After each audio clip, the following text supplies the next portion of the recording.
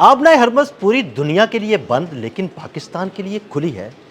10 तेल बरदार बहरी जहाज़ गुजरे और वो भी पाकिस्तानी झंडा बरदार। ये तो डोनाल्ड ट्रंप ने भी तस्लीम कर लिया। सारी सूरत हाल के बारे में आमिर रज़ा का तज्ज़िया भी जानते हैं और कुछ सवालात भी उनके सामने रखते हैं। आमिर भाई, आबनाए हरमज़ बंद है पूरी दुनिया के लिए, लेकिन ट्रंप कह रहा है जनाब 10 तेल बरदार बहरी जहाज़ गुजरे हैं, वो पाकिस्तानी झंडा बरदार थे। कहानी क्या है? अच्छा, पहली बात तो ये है कि कल आपके साथ मैं व्लॉग कर रहा था तो मैंने एक जनरल ज़ियाउल हक की वो कोटेशन दी थी जी आपको। बिल्कुल। और मैंने उन्हें कहा था कि जो आपने हरमज़ पे हुक्मरानी करेगा असल में वो गल्फ़ पे हुक्मरान होगा। बिल्कुल बिल्कुल और गल्फ़ का तेल या गल्फ़ के ज़हायर या उसकी गैस जो है उसकी हुक्मरानी उसके पास होगी। बिल्कुल ऐसे ही। और ईरान ने उस पर हुक्मरानी अपनी साबित कर दी है। ये मैंने लफ्ज़ बोले हाँ थे। जी बिल्कुल। और ये इन अल्फाज के बाद मुझे ये अंदाज़ा हुआ कि यार गल्फ़ में सिर्फ ईरान हुक्मरान नहीं है, दूसरा हुक्मरान पाकिस्तान है। अच्छा। देखें, इस वक्त आबनाए हरमज़ पर अगर किसी का झंडा लहरा रहा है तो वो पाकिस्तान का झंडा है। इवन ईरान का भी नहीं है। ईरान का इसलिए नहीं है कि अमेरिका उस पर हमला करेगा और अमेरिका का इसलिए नहीं है कि ईरान उस पर हमला करेगा। तो दोनों मुल्क जिस एक मुल्क की हुक्मरानी पर मुत्फिक हुए हैं वो पाकिस्तान है। यानी पाकिस्तान का तेल बरदार बहरी जहाज गुजरेगा, ना ईरान हमला करेगा ना अमेरिका हमला करेगा। आपको दिलचस्प बात बताऊं, अगर इंडिया को भी तेल और गैस चाहिए होगी तो पाकिस्तानी झंडा लहराएंगे अपना तिरंगा वो नीचे गिराएंगे और पाकिस्तानी झंडा लहराएंगे तो आपने हुर्मुज़ पार कर पाएंगे। ये बिल्कुल बैन इस बात का सबूत डोनाल्ड ट्रंप ने दे दिया। आज की स्टोरी है कि डोनाल्ड ट्रंप ने कहा कि सिर्फ 10 जहाज़ गुजरे और वो जहाज़ थे जो कि पाकिस्तानी फ्लैग के साथ थे। मैंने आपको याद है कल भी कहा था कि दुनिया का जो जहाज़ इस वक्त गुजर रहा है जो कि न्यूट्रल है इस पूरी जंग के अंदर, ना इसराइल के साथ है ना ईरान के साथ है, उसने किसी के साथ अपनी सॉलिडेरिटी शो नहीं की। ईरान उसको एक पैसेज देता है, एक रास्ता देता है, उस रास्ते से तहत $20 लाख दें और आप ले जाएं। लेकिन पाकिस्तान वाहिद मुल्क है, 1 रुपया नहीं दिया पाकिस्तान। और ये 10 वेसल्स मुझे नहीं पता ये पाकिस्तान के हैं या किसके हैं, लेकिन पाकिस्तानी फ्लैग के साथ गुजरे हैं। डोनाल्ड ट्रंप ये बयान दे रहे हैं और इसका मतलब ये है कि पाकिस्तान इस वक्त ओपनली आबनाए हरमज़ में से गुजर रहा है। ओपनली आपने हरमज़ से गुजर रहा है और मुझे लगता है कि पाकिस्तान खित्ते का हुक्मरान बना हुआ है। नहीं, खुला। मैं तो ये लफ्ज़ यहाँ से शुरू किया था कि जनरल ज़ियाउल हक ने कहा था कि जो आपने हरमज़ पे काबज़ होगा असल में वो इस खत्ते का हुक्मरान होगा। और ये क्योंकि आखिरी जंग की तरफ हम फिर वो मेरे जहन में वो इस्लामी चीज़ें चल जाती हैं, उसको छोड़ देते हैं। लेकिन इस वक्त जो है हुक्मरानी पाकिस्तानी फ्लैग की है। जिसको गैस और तेल चाहिए वो पाकिस्तान का जाएगा और दूसरा सामान जिसको चाहिए गल्फ़ के अंदर। अगर आपको याद है तो मैंने परसों एक इस पर व्लॉग किया था कि पाकिस्तानी वज़ीर-ए-आज़म ने छक्का मारा है और उन्होंने फौरी तौर पर जो है कहा है कि तमाम शिपिंग कंपनीज जो हैं इस बात पर गौर करें कि मिडल ईस्ट में किस किस चीज़ की ज़रूरत है।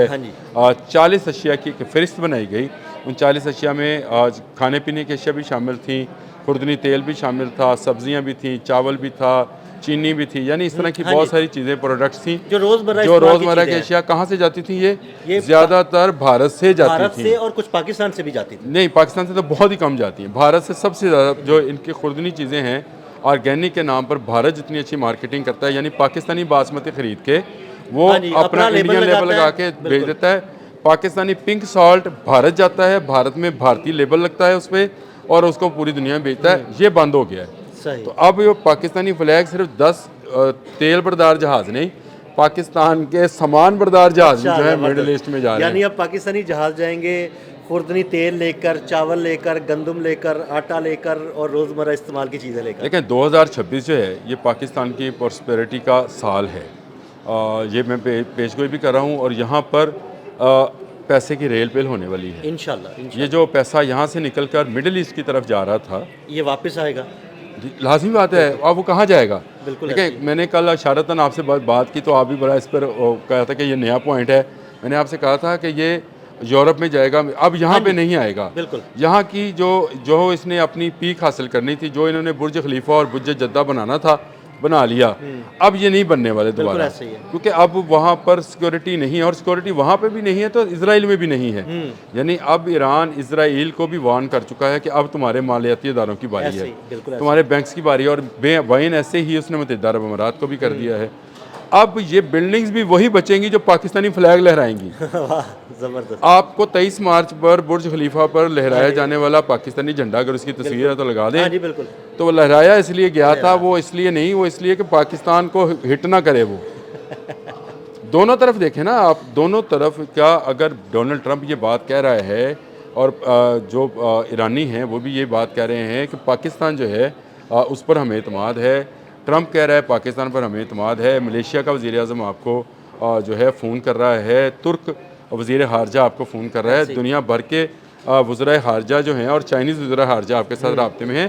तो इसका मतलब है कि आप इस वक्त इस दुनिया का घंटा घर हैं।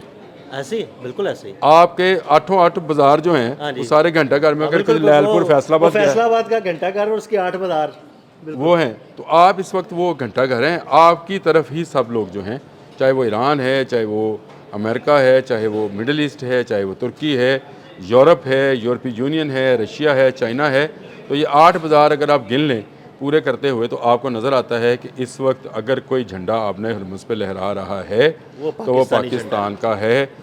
ये वो झंडा है जो अमन की लामत बन गया है, ये वो झंडा है जो सलामती की लामत बन गया है, ये वो झंडा है जो दुनिया के रिज़्क की फराहमी का निशान बन गया है, दुनिया की तवानाई का।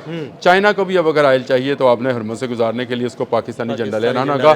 और सबसे बड़ी बात है कि तिरंगा नीचे गिराकर पाकिस्तान का सब्ज़ हिलाली परचम जो कलर आपने पहना भी हुआ है वो जो है लहराया जाएगा। और ये मैं समझता हूँ कि पाकिस्तान की फ़ॉरेन पॉलिसी की, पाकिस्तान के फील्ड मार्शल हाफिज़ आसिम मुनीर की, पाकिस्तान के वज़ीर आज़म शहबाज शरीफ की और इस गवर्नमेंट की वो पॉलिसी जो उसने पहले दिन से अडॉप्ट की कि पाकिस्तान को दुनिया में तनहा नहीं होने देना है। आपको याद होगा कि हमारे वज़ीर आज़म ने और हमारे फील्ड मार्शल ने जंग मई के बाद हंगामी दौरे किए थे दुनिया के मुख्तलिफ ममालिक के, दुनिया भर के किए और उसकी वजह यह थी कि भारत ये पोर्ट्रे करना चाह रहा था कि शायद पाकिस्तान अकेला रह जाएगा, लेकिन पाकिस्तान ने यह साबित किया कि भारत आज अकेला खड़ा है। भारत का वज़ीर ख़ारजा अगर ये अपनी असम्बली के अंदर ये कुछ बयानात या उलट पुलट बकवास कर रहा है, उसमें बड़ी तनकीद हो रही है, अपोजिशन ने तो बड़े लत्ते लिए हैं उसके। लेने ही थे, क्योंकि उसकी वजह यह थी कि वो अपनी हिफ़्फ़त मटाने के लिए जो कि उसको शिकस्त हुई है, उन्होंने ऐसे वक्त में इसराइल से हाथ मिलाया। मैं अक्सर कहता हूँ जितने पैर होते खैर, और जितने जाके तो हाथ मिलाया वो बेचारे तबाह हो गए। उनके मेयर जो हैं वो उनके सर के सारे बाल जो हैं उड़ गए, मेरे तो कम उड़े हैं, उनके ज़्यादा उड़ गए, रो रहे हैं। दोनों मेयर्स की, दो मेयर्स हैं, करियोत शमूना का मेयर भी। और मैंने आपसे कहा था कि शुमाली इजराइल पे नज़र रखिएगा, ये दोनों मेयर शुमाली इजराइल के हैं। मैंने कल भी बात की थी और मैंने आपसे कहा था हरमजदोन यहाँ पर होनी है और यहाँ आर्मगेडन जो है यहाँ पर होनी है। ये शुमाली इजराइल पर नज़र रखना हम सब का जो है वो ईमान का हिस्सा होना चाहिए कि यहाँ के हालात पे हमें ख़बर रखनी है, शाम के हालात पे और इसके हालात पे ख़बर रखनी जो है वो बहुत ज़रूरी है। ये हमने आज साबित कर दिया पाकिस्तान ने कि उसकी बेहतरीन खारजा पॉलिसी ने आज आबनाए हरमुज़ पर हुक्मरानी पाकिस्तान की साबित हो। बहुत शुक्रिया आमिर भाई। बिल्कुल आबनाए हरमुज़ पर पाकिस्तान की हुक्मरानी, आमिर रज़ा ने बड़ी तफसील के साथ आपको इस सारी सूरत के बारे में बताया।